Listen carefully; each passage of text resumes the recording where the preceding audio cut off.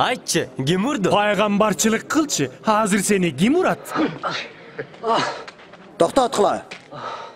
Тоқтатқыла деп жатам. Аны кеңешке алып барғыла. Бас!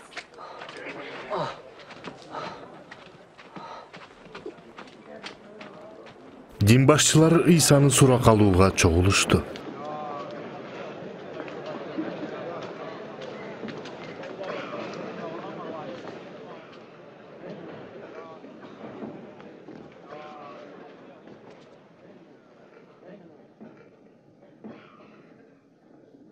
Бизге айтчы, сен машаяқсың ба? Силерге айтсам, ишенбейсиңер. Суроо берсем, жооп бербейсиңер.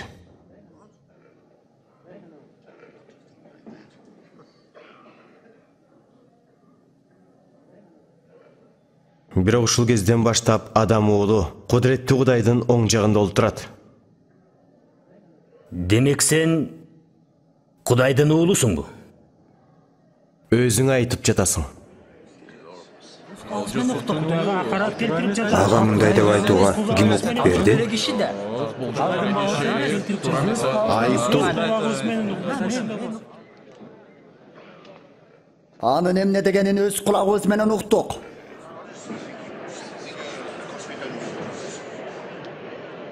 Аны Пилатка алып баралы.